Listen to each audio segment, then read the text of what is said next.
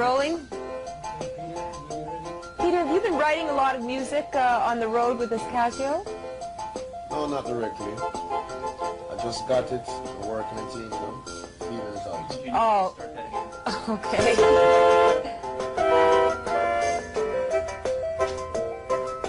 You got... So this is somewhat of a new toy for you. Mm-hmm. Very beautiful toy too. Uh-huh. Did you buy it for yourself? Well, someone lent it to me. I have one for myself, but this is more professional. Are you writing any new tunes on it? Yeah, always. Oh, yeah? How did the gig go in Montreal? Very good. Very good. Oh, the 40,000 people, that's not usually the kind of crowd. I've seen you play to a crowd that huge, but usually you're playing to smaller crowds. Mm-hmm. How is it playing to more people? Is there any difference in between the two for you? Well, to me, it could be a slight difference, but as a psychologist, it's not much a difference, because as long as the people is before me, 3 to 4, 5 to 6, 7 feet away, mm-hmm. there's a certain amount of energy that I magnetically pick up. So don't care what amount of crowd. But then again, I do prefer to play in smaller places for better sound. Oh yeah, technically speaking, that. Yeah. But if, in terms of getting a message across to people or getting a certain energy across to people, I prefer the crowd. Yeah, well. This is a pretty extensive tour that you're on, the most extensive that you've probably ever been on. Yes, and they must make very good use of this one, because after this one, there will be no next one. What do you mean? What do you mean? There's a time for everything. And your time for playing concerts is over? Not over, but in America, I've been here too many times. Don't feel no way. Don't get upset. You'll see me again. But not on a tour, you say? Well, for example, I will come to America, but not on these kind of extensive, you know, 42 and 53 cities and those kind of things. It's a bit crazy. Is that what you find is just getting to you? Yes. Too much work. That's a bit too much. You know. I want to ask you about the World Music Festival in Jamaica. We were there and we saw you there, and you were very inspiring and incredible. How did you feel about the whole thing? Well, for example, everything wasn't compositionally arranged in the most proper nature. But then again, it's music and music and music come together to make music. Mm-hmm. And I didn't see much of the show, but the rest of artists, I saw like Aretha Franklin and maybe a few others. But music in general is beautiful, and what's more beautiful is when people sit down and wait for 4, 5, 6, 7, 8 hours to see their artists, you know, because I was the last one to play on that concert, and people waited till Sunday morning, and that was very beautiful. You played when the sun came up. That was great. It was something on another planet. Yes, you know? my dear. I didn't even believe it was really happening. Not only the sun, but the rainbow. Yeah. That was beautiful. That was magic. And it's on video, but I haven't seen it yet. I only heard it's beautiful. I would love to see it. You have to come to our TV station, because we have you. We taped some of you there, and we have you on our tapes. I would love to get some. I would love to get some. We'll get you a copy. Yeah, man. I would you love were that. playing with a sword or so. You had a big, what was that? My defense sword. Defense against the dragon. What does the dragon symbolize? Well, the dragon symbolizes evil. And my sword symbolizes the execution of the dragon. There's a lot of evil in this business. Or so I've heard, and so in every business, is corrupt. Yeah, how do you protect yourself from the corruption, from not succumbing to the temptations? Yes. Well, just being yourself. Because people, if you're not being yourself positively, then you will be easily carried away. And if you are fascinated by material things, you'll be easily carried away, you'll be easily tempted, you'll be easily led. But I know this world. I'm in this world, but not of this world. I'm of the past world, living in the present world, and of the future world. But there are so much things in this world that is opposing to positivity and righteousness, that everything comes in conflict with righteousness, that you have to just isolate yourself from the shitstorm, see, and be very spiritual within within the shitstorm, because, my dear, it is crazy. I see many people started nice, fine-looking fellow, and at the age of 28, 30, or a little more, he's in his coffin.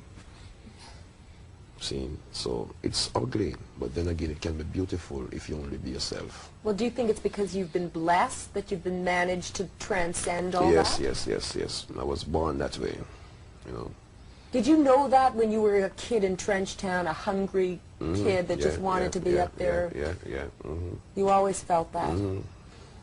There's a new book out on the life of Bob Marley called Catch a Fire. I don't know if you've heard of it or read about it. And there's some, they write about you in the book, and they you know, must the write kind about of me. and the way they describe you is, I think it's quite wonderful, you know, how you were just this, you know, lanky kind of kid that was really a fighter. Yeah, man, and really every time, a confident, determined to make it, exactly. And that was like the most important thing to you. Was it music that you were always determined to make it in? Did you see yourself as a great, you know, reggae superstar, musical hero? No. I only see myself as a preacher, a messenger. And I see the music with the greatest musical potential that music ever had in the Western Hemisphere. See? But then again, within the shitstorm, I see so much discrimination and political victimization against the music. Because as you know, and as many other people know, that reggae has been here for a good time enough for it to be exposed, to be known, to be heard, and to be loved by people who love dirt. See? Because I hear people dance to all kind of dead music. Music that comes today and die tomorrow. See? And they elevate and they praise and they promote and they love those kind of music. But the music that has the spiritual, medicinal upliftment, they don't like to promote it because it is branded political within the shitstorm.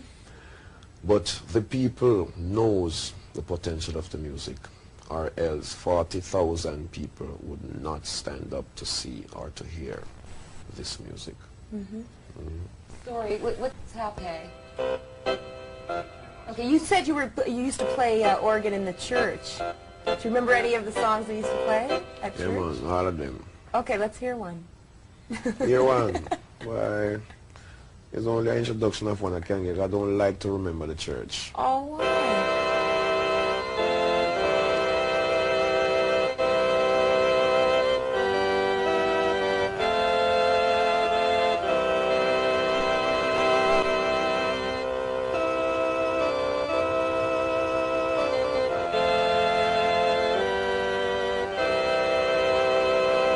So beautiful. Why don't you like to remember the church? Well, that is Rock of Ages. You see, there was so much fantasy being taught in the church, my dear. And it's insignificant to say I don't like to remember the church, but then again, the church to the west is a building that people congregate in. The church to the east is a person who teaches the people the truth about life and about what they call Christianity. See, what they call Christianity in the West is a way of life in the East. They call it religion down here. See, it's for commercial reasons. It's not to be commercialized. So that's the reason why I say, you know.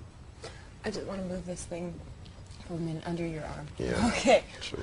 Do you find it an irony that you're on this tour with the Police. The Police have made a lot of money, a big commercial success. And I have to say, I mean, I think a lot of it has to do with the reggae sound and their music. And that was the thing that made them different at first, and that was the thing that people latched on to.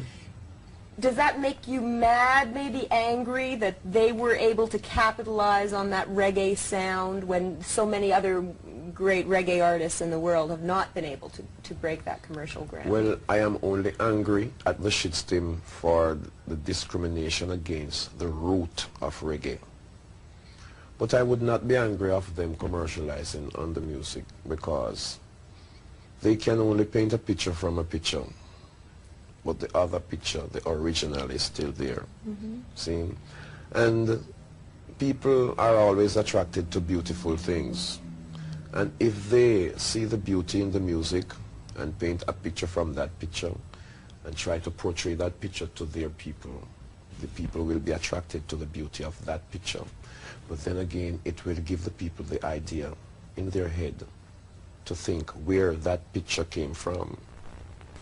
And one day the people will see and hear and feel something of the nature of that picture. And when they hear, they will say, I think I heard this music already. Then they will realize it's the root. So what they are doing is just exposing the music or the element of the music or the fragrance of the music, so that when they get in the pot, they will know what's in the bottom. Judging from what I saw in Jamaica, and well, obviously even from just there's a common knowledge that you are such a hero to people, and especially in Jamaica, it's almost as though you were a national hero to people. Does that put a lot of responsibility on you? Well, it has always been my responsibility, because as it was written, the government shall be upon his shoulder, and his name shall be called Mighty, Wonderful, so much different, many different names that, you know, people will put on your head. But it's something I see that must be done. I'm a man who was born in the ignorance of the society, raised in the ignorance of the society. I've seen the ills of the society, the destruction of the society. I see youths die within the society because of the ignorance of the society. And my intellect and intelligence and wisdom, knowledge and understanding that I was born with, I motivated it, I watered it, and I made it grow. In its growing, it brought me to the light, to a light that was shining, but slightly, until that light began to grow. And that light was the reality of life. See?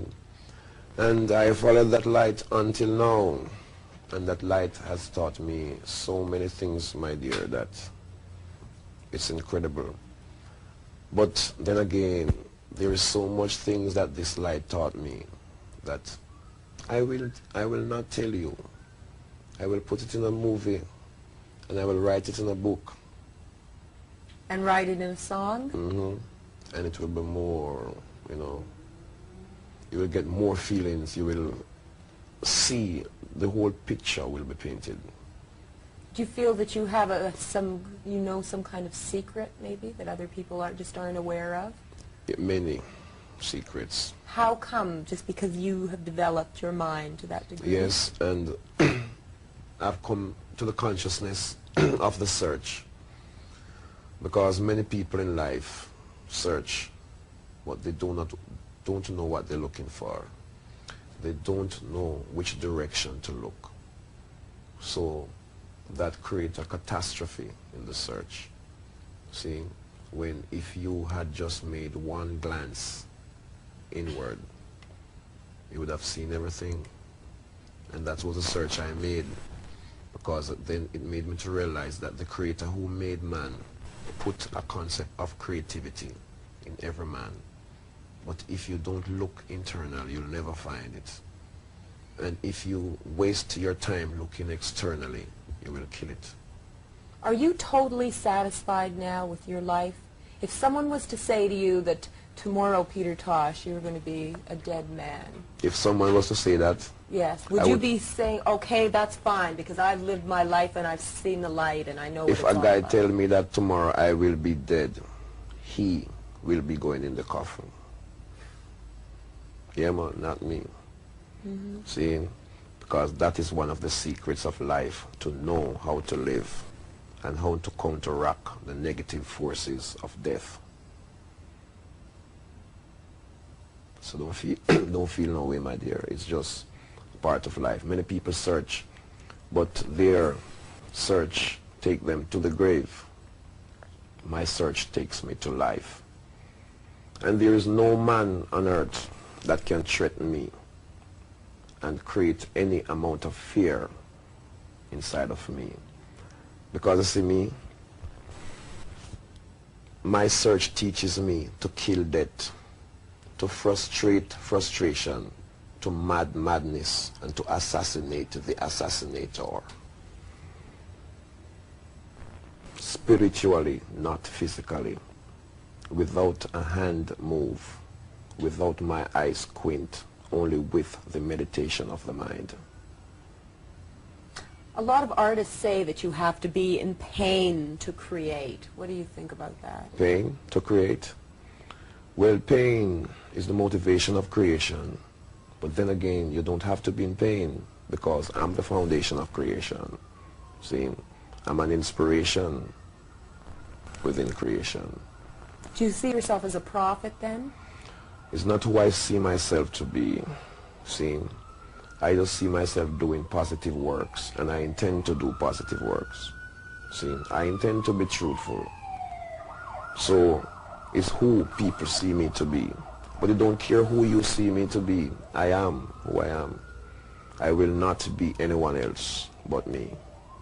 But aren't you worried that people look up to you too much? You have to be a perfect person in order not to disappoint them, in order to always live up to their expectations. No, I am not here to live up to no one's expectation. Neither is anyone here to live up to mine. I owe no man no obligation. No man owe me none, so everything is fine. My duty is to teach people. I am here to lead the horse to the water, but I'm not here to force him to drink. I just heard that you received some notification from the government of Spain or something for Spanish people because marijuana just became legal there. That is very good. They criminalized it. What exactly happened? Tell me the story about that. Well, I couldn't tell you until I go there. Okay. I've been there. I was there previously for the previous 2 months, and I heard that, you know, because an election was coming up, and I heard that the day when I went there, herb was decriminalized the day before. And I figure more or most that was spiritually designed for the commemoration of my presence in Spain. See, because of the work, my contribution towards the struggle for the freedom and the decriminalization of herb. Because if herb is illegal, he who made the herb is also illegal too. Do you think herb in the wrong hands can be detrimental? Yes. Well, how can you prevent against someone who is not aware, someone who is not intelligent, getting their hands on it? You see, that is a very dangerous game to play. For example, herb is always in the wrong hands. See, 90% of the time. See, because who herb was designed for, the law make it illegal. See, but it's those who make the law control the herb, so they know what to do, when to do, where to distribute. Because herb don't care what they say. It's money. It's live cash. It's dollars. And they know that. Who is going to throw away the dollar? See? But herb being in the wrong hand spiritually can be detrimental, because if one who consumes garbage daily then try to consume herb for getting high or getting kicks, that could be detrimental, because herb is pure. Why do you consume herb? Herb? I consume herb for medicinal reasons, spiritual reasons, and Do you feel closer to God? no, not to God. I feel closer to Jah. Yeah. That's what I meant to say. Yes. Herb is antifungus, antivirus, anti-trichinosis, and it's an antidote.